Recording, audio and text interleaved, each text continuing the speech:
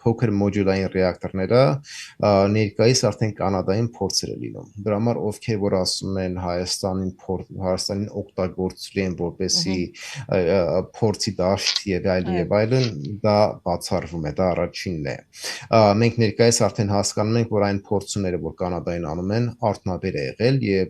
այդ առումով Հայաստանը առաջին երկիրը չի լինելու, հակառակը Հայաստանը ստանալու է այն մակարդակի տեխնոլոգիան, որը արդեն փորձված է եւ շատ ճիշտ ձևի աշխատում է։ Բայց նույն ժամանակ պետք է հասկանանք, որ այս փոքր մոդուլային ռեակտորները ցանկ 10 տարի են տևելու, որ կառուցեն։ Նենց չի, որ վաղը գարու են եւ 2-3 տարում լինելու է, այսինքն սա 10 տարվա լայն ծրագիր է։ Եվ թե յուրաքանչյուր այս ոլորտի մասնագետը այո, եւ խոսում է այս թեմաների շուրջ, ոնց որ դուք նշեցիք, եւ նա ազնիվորեն չի ասում, որ 10 տարում շատ տեխնոլոգիան շատ արագ ձևի կզարգանա, արդեն ակնհայտ իրենք անազնիվությունով են զբաղվում։ Բայց նորից նշենք, որ կլինի Կանադայում, կլինի տարբեր երկրներում արդեն ահագին առաջադիմում կա,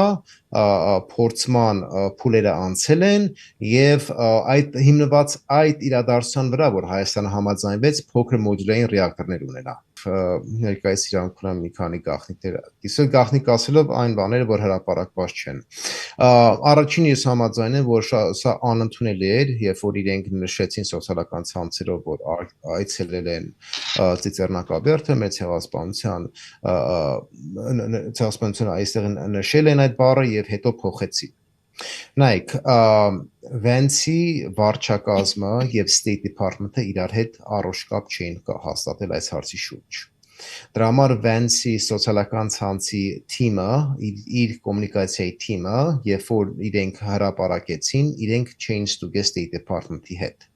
Այդ առումով իրենք ոչ պրոֆեսիոնալ աշխատանքով էին զբաղվել։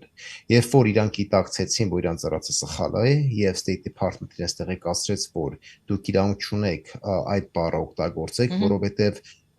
նախագահ Թրամփը այդ բառը չի օգտագործում եւ ներկայիս Միացյալ Նահանգների դիրքորոշումը սա է,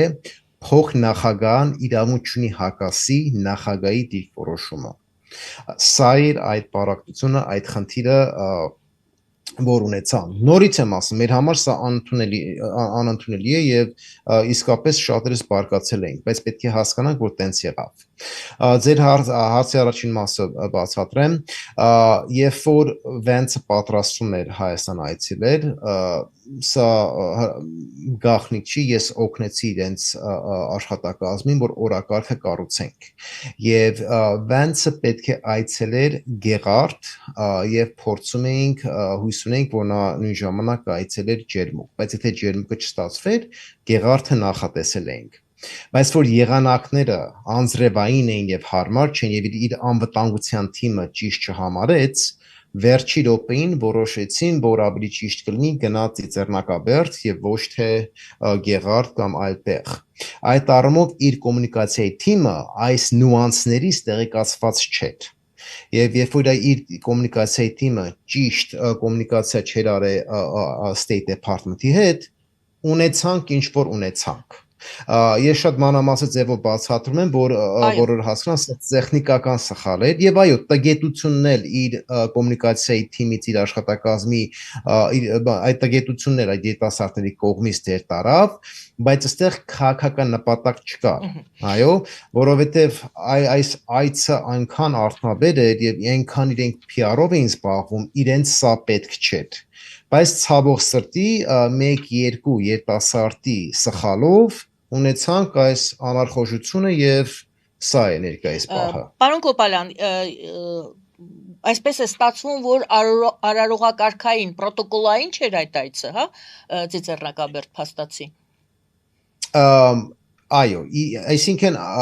իրանց քննարկման մեջ կար, որ կարող է գնալ Ծիծեռնակաբերդ, եթե ժամանակը թույլ տա, բայց երբ որ իրանք մեկնեցին Միացյալ Նահանգներից Միլան, հետո Միլանից գնալու էին Հայաստան, վերջնական որոշված չէր։ Այն մնացած նյուանսները ես այնտեղ չեմ, իրանց թիմի անչափ կարող եմ ասել որոշումը ոնց կայացվեց, բայց այո։ Եվ այո, դուք ասում եք ամբողջ հայությունը վրդովվեց դրանից, բայց այստեղ հարց է բարձրանում, նույն հարցը բոլորը իրար տալիս են։ Արդյոք սա նշանակում է, որ թուրք-ադրբեջանական լոբին կամ թուրք-ադրբեջանական կողմի ազդեցությունը Վաշինգտոնի վրա մեծ է, նրանք լծակներ ունեն, որ կարողացան կասեցնել այդ ցեղասպանություն բառի, այսպես ասած ներկայությունը սոցցանցերում այդպիսի մեծ ազդեցություն եւ լծակներ կա թուրք-ադրբեջանական կողմից դեպի Վաշինգտոն։ Ադրբեջանական կողմից ոչ, բայց թուրքական կողմից իհարկե, սա նորություն չի։ Դրա համար Հայաստանը հայկական լոբին Միացյալ Նահանգներում դասական լոբին միշտ պարտվել է Վաշինգտոնում, որտեղ իրենք ճիշտ աշխատանք չեն տարել եւ թուրքերը միշտ հաղթել են հայերին կամ սփյուռքահայերին, սա է խնդիրը։ Բայց իսկապես սա նորություն չի, այո, Թուրքիան ունի ահագին ազդեցություն State Department-ում, որտեղ Թուրքիան համարվում է Միացյալ Նահանգների անվտանգության տեսանկյունից շատ կարևոր գործընկեր, նամանավանդ այդ տարածաշրջանում։ Նա ՆԱՏՕ-ի անդամ է, երկրորդ ամենահզոր բանակ ունի ՆԱՏՕ-ում։ Մենք պետք է սա շատ ազնիվ լինենք։ Այդ առումով, այո, Թուրքիան ունի այն ազդեցությունը, որը նա միշտ է ունեցել։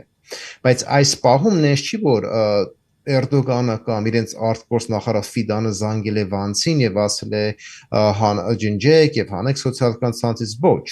State Department-ի դիրքորոշումը նա է, որ եթե երկրի նախագահան չի ճանաչում ցեղասպանությունը, ոչ մի ինստիտուցիա իրավունք չունի ինքն իրան որոշում կայացնի։ Հիմա հարցը հետեւյալն է. ինչու Միացյալ Նահանգների նախագահան այդ որոշումն է կայացրել, որ ներկայիս նա պատրաստ չի ցեղասպանությունը ճանաչել։ Եվ այո, իրենց տեսանկյունից այն ռազմավարական շահերը որ ունի Միացյալ Նահանգները եւ այն հարաբերություններ ունեն Թուրքիայի հետ եւ այն կարեւորությունը Թուրքիան որ ունի այս վարչակազմին, կլինի Իրաքի մասշտաբով, կլինի Սուրիայի մասշտաբով եւ այլն, իրենց որոշումը նա է, որ պետք չէ մտնեն հակամարտության Անկարայի հետ այս հարցով։ Երկրորդը Թուրքիան ներկայիս ահագին ճշմարտակ է Միացյալ Նահանգների կողմից, որ նա սահմանը բացի Հայաստանի հետ։ Այս Ղարս-Գյումրի ճանապարհը շատ կարևոր է Միացյալ Նահանգների համար եւ այս ամբողջ ճակատների մասին, որ մենք խոսում ենք Հայաստանում,